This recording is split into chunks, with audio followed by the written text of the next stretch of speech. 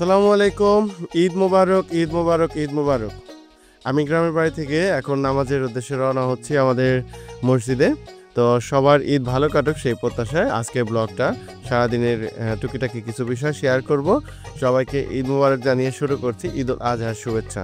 সকালবেলায় পায়ে হেঁটে মসজিদে নামাজে যাওয়াটা একটি সুন্নত, তাই হেঁটে হেঁটে সবাই মসজিদের দিকে যাচ্ছিল। আলহামদুলিল্লাহ খুবই ভালো লাগছিল যখন মসজিদে যাচ্ছিলাম। তো নামাজ শেষ করেই বাড়িতে আসলাম। আসার পরে আমাদের কোরবানির প্রস্তুতি হচ্ছিল। এখানে আমাদের প্রতিবেশী বা গ্রামের বেশ কিছু ভাই ব্রাদার ছিল যারা আসলে কোরবানির কাজে সহযোগিতা করেছিল।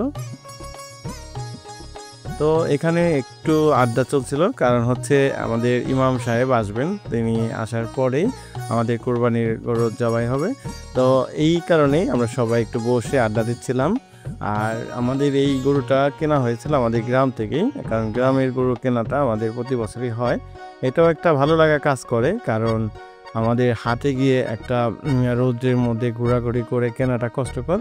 গ্রাম থেকে কিনে ঈদের দিন সকালবেলায় বাড়িতে দিয়ে যায়, এইটা আরও বেশি ভালো লাগে, কারণ গরুটার তেমন কোনো কষ্ট হয় না। আমরা বাড়িতে রাখা তো কষ্ট।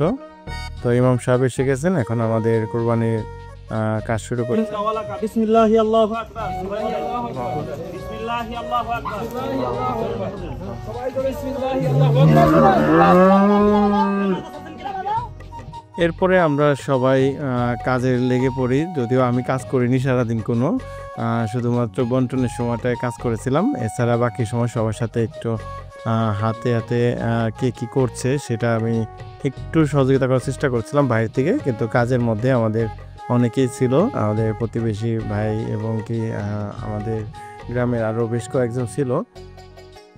তো আলহামদুলিল্লাহ কাজের যে এই পরিবেশটা খুব সুন্দর ছিল, কারণ বৃষ্টি ছিল না। বৃষ্টি থাকলে হয়তো আমাদের কাজটা করতে একটু সমস্যা হতো, প্রস্তুতি ছিল না।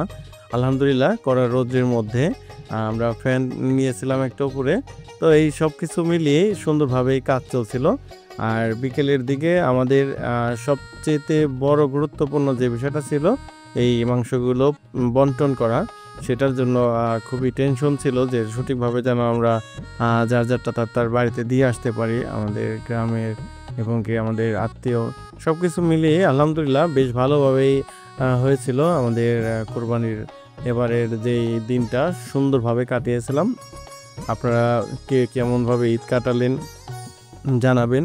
আমার ঈদটা অনেক ভালো কেটেছে গ্রামের বাড়িতে। তো ঈদের দিনই আবার যদিও শহরে আসতে হয়েছিল কাজের জন্য। তো আলহামদুলিল্লাহ বিকেল পর্যন্ত টানা বাড়িতে ছিলাম, বাড়ির সবাই হেল্প করতেছিল। আমি এই বাড়িতে থেকে ড্রোন ক্যামেরা সব কিছু মিলিয়ে কাজের চাইতে বেশি এই দিকে ফোকাস করেছিলাম। তো আপনাদের সাথে দিনের বেশ কিছু অংশ শেয়ার করলাম। সবার দিন ভালো কাটুক। এবারের ঈদ আমাদের যেমন কেটেছে তার চাইতে আরও ভালো আনন্দ নিয়ে আসুক আগামী ঈদ, সেই প্রত্যাশায় সবাইকে ঈদ মোবারক, ঈদের শুভেচ্ছা। আসসালামু আলাইকুম।